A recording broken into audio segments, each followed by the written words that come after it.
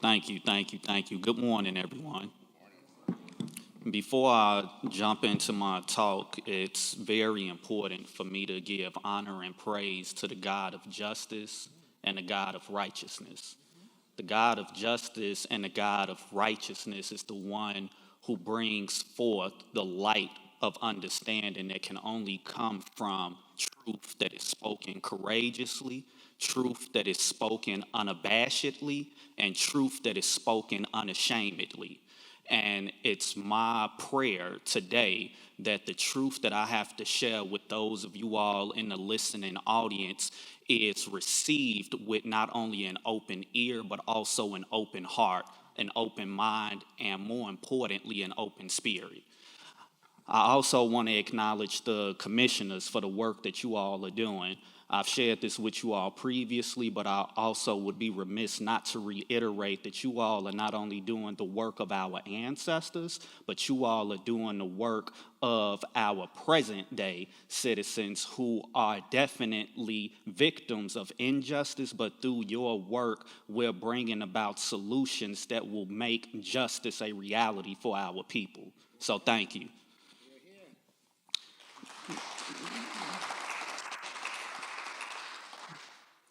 With that being said, I want to jump into my talk with you all. I only have a few moments, but I plan to use them in a way that will, again, hopefully bring forth the truth that is needed to meet the moment.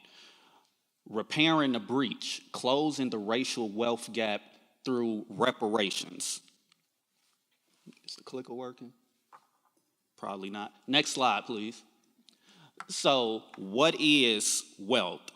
Wealth is essentially what you own, your assets, minus what you owe. And so when we think about assets, these come in various forms. You have assets that are financial in nature. This can look like cash, it can look like savings, it can look like checking or money market accounts. We're also talking about stocks, bonds, mutual funds, the like. We also have to account for those retirement accounts. Again, these are all concrete examples of financial assets. We also have to think about physical assets, which come in the form of home ownership through either one's primary residence and or rental properties that they may own that are also in their possession. We also have to think about vehicles, and also something that we don't discuss enough is jewelry, art, and other collectibles that accumulate value over time and become one of those assets that can be passed down to succeeding generations. We also have to think about business and investment assets as well. And so examples of these include, again, ownership in the business, thinking about rental income properties, and intellectual property, patents that individuals own that, again, allow them to accumulate wealth in their lifetime. And if they're lucky, or if their family or descendants are lucky, these are assets that are passed down to succeeding generations. Now, when we think about debt, a couple of examples of this includes mortgage debt, student loan debt, credit card debt, medical debt, child support debt. For a lot of the men who I have the great privilege of working with through my organization, Fathers, Families, and Healthy Communities, this is a form of debt that can get all the way up to the hundreds of thousands of dollars if not addressed appropriately. Now, when we think about what some of the national statistics suggest, on average, Black families have $1.1 million less wealth than white families. A recent report that was commissioned by the Chicago Community Trust, the Color of Wealth Chicago report, estimated that the median wealth of Black families in Chicago is $0. And again, at a national level, if we were thinking about Black men's wealth position, it is roughly $10,000, which is 8 times less than what we observe for white men. Now, oftentimes when we have conversations about the wealth gap that exists in our country, there are inaccurate, misleading stories that are promoted within the public that do more harm than good because they completely ignore the pathways taken towards white wealth accumulation and black wealth extraction. Next slide, please. And it's important to note that federal policies are primarily responsible for the wealth that was built for white Americans, white families, white communities, and the lack of wealth that we observe within black families, black households, and the black community. And so what I decided to do today was to spend some time deconstructing a lot of the myths that exist about the origins of wealth accumulation and the wealth gap in this country by going through various policy errors that speak unequivocally to the racial wealth gap. The first one that we have to pay attention to, because this is technically the origin story for the reparations movement in this country, is William T. Sherman's Special Field Order 15, which is also affectionately known as the 40 Acres and a Mule. This was essentially a special order that was sent down by President Lincoln immediately following the Civil War. He sent a special envoy, which included the Secretary of War, Edwin Stanton, and also General William T. Sherman, to meet with 20 black leaders in Savannah, Georgia. Coming out of that conversation, Reverend Garrison Frazier, who was the spokesperson for the group, requested that black Americans receive not only land, but to be left alone. That's another part of this conversation that we rarely talk about. His request was not just for the land, but it was also the ability for us to go create a nation for ourselves, primarily because he knew that the prejudice that existed between white and black Americans in that day was so deep that it would take centuries to overcome. Now, moving forward, General Sherman actually granted 5.3 million acres to go to the formerly enslaved, and it stretched from South Carolina's Sea Islands all the way down to northern Florida. Now, what happened in actuality was that only 40,000 freemen received 4,000 acres of land. However, after President Lincoln's assassination and when President Johnson came into political power, he reversed all of the progress immediately overnight. And so all of the land that had went to the formerly enslaved was immediately confiscated by the federal government and then given back to the slave owners. What happened at the same time, however, was the introduction of the Homestead Act of 1862, and I believe the subsequent legislation came in 1865. Now, what happened with this policy is you had 160-acre land allotments going to approximately 1.5 million white Americans, many of whom were also European immigrants coming into the country to continue this settler colonial project within the Western territories of the United States. And it is estimated today that at least 45 million living white Americans are beneficiaries of the Homestead Act. That's just the wagon train period. Fast forward to the bloodlust period, and my brother who spoke before me talked about the racial terror campaigns that occurred by way of public lynchings in this country. What also happened during this period, which runs alongside those public lynchings, was the complete destruction, decimation of black communities that were thriving socially, economically, and politically. Oftentimes we think about the Tulsa massacre that occurred in the Greenwood community of Tulsa, Oklahoma in 1921, and we assume that that was the only white terror campaign that occurred in this country. We had upwards of 100 that took place throughout this nation, oftentimes with the support of the federal government. And what happened throughout that time period was Black lives were lost, Black businesses were destroyed, and Black communities were completely decimated. And because of that, we also saw the land that was originally that of Black Americans not only being seized, but new businesses being propped up on the land that we used to call our own. Next slide, please. Then we have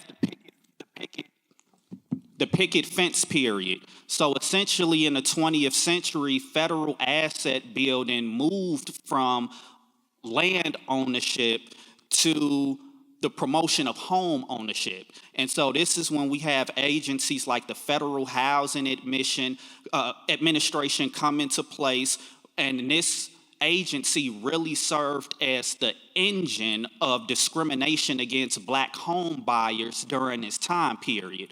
Well, through practices like redlining, we saw Black homeowners who were seeking to purchase a home being denied the opportunity to do so. And what happened as a result is they were completely cut out on the opportunity to accumulate wealth through home ownership. What also happened during this time period is this act called the Servicemen's Readjustment Act of 1944, which essentially was the legislation for the GI Bill. And so when you had returning veterans coming back into America, they supposedly had the opportunity to receive low-interest home loans, tuition, a college or vocational training, and things of that sort. But almost exclusively, those benefits went to white Americans, and Black Americans were completely cut out of the process. So again, you have another instance where the federal government, through their policies and their flawed administration or discriminatory ways in which they administered the policies, was helping to create wealth for white Americans, but at the same time preventing Black Americans from accumulating wealth. Then we have the freeway period, which is essentially the urban renewal projects of the 1940s, the 1950s, the 1960s, and the 1970s, where James Baldwin called it Negro removal, because what was happening is our communities were yet again under attack by the federal government. So when you see a lot of these big highways that cut through many of the major cities throughout the United States of America, they were purposely propped up for the intent purpose of forcing displacement of Black families. So many Black businesses were forced to shutter, and also what happened is homes were lost, and the equity within the homes for Black Americans were lost as well. And so, again, we have periods that even go beyond the ones that I'm naming here, but because of the limited amount of time that I had, I'm not in a position to continue to move this story into present day reality. However, I do want to talk to you all briefly about something called true reparations. Next slide, please. So there are many schools of thought when it comes to what constitutes a reparations program. And I've studied them. And there are definitely arguments that have been put forth by all schools of thoughts that I see value in. However, when I think about a true reparations program in this country, the federal government is the culpable and capable party. The culpability comes from the fact that it's within the legal framework established by the federal government that all of the atrocities and forms of anti-Black violence perpetrated against my community was allowed to occur. So when we think about the state's involvement in a lot of the atrocities that we observe here, when we think about the local municipality government's involvement, when we think about churches, when we think about schools, colleges, universities, families, individuals, again, it's only within the context, the legal context established by the federal government that these atrocities can occur in a way that goes unaddressed generation after generation after generation. In terms of capability, if we assume that the racial wealth gap in this country is the result of the intergenerational cumulative effects of white racism in this country, then it means that the racial wealth gap serves as the primary indicator of those injustices perpetrated against Black Americans. And if we assume that a check needs to be cut as the form of reparations, then technically speaking, our local and state governments can never meet the bill required to close the racial wealth gap, which some of our leading economists estimate is minimally $14 trillion. To put it in context, the combined budgets of our state and municipal governments are less than $5 trillion. So again, when we have a lot of conversations about what our state governments or local governments may doing within the context of reparations, I would argue and humbly suggest that we revisit the language, because those are racial equity initiatives, which are equally important. However, equity initiatives account for contemporary disparities within our society, whereas a reparations program specifically for Black Americans should close and eliminate the racial wealth gap that exists between Black and white Americans, because that is where we see the starkest disparity from a wealth standpoint. And I would also say that, again, this needs to be federally led, federally funded, and it needs to be descendant specific. And when I say descendant specific, I'm talking specifically about Black Americans who are descendants of U.S. slavery here within America. This is a conversation that, quite frankly, can be its own separate panel discussion, but I really commend this commission because it's evident in the name of the commission that they're thinking about this in a way that's consistent with the arguments put forth by some of our leading reparations scholars within this country. Next slide, please. And so, next and final slide, because I think I'm over my time. And so, go back, please. In closing, I just have a call to action for the commission. First, it starts with affirming publicly that a true reparations program must be federally led, federally funded, and designed specifically for Black American descendants of U.S. slavery. Secondly, we must adopt a formal resolution urging Congress to act federal reparations legislation that is grounded in frameworks of either acknowledgement, redress, or closure, which is advanced by one of our leading reparations scholars, William Sandy Darity, and his partner and wife, Kirsten A. Mullen, and or the framework that has already been adopted by the United Nations. In addition to that, I would ask that we call on our Illinois federal delegation, our U.S. senators, and our representatives to sponsor and advance a comprehensive reparations program and legislation.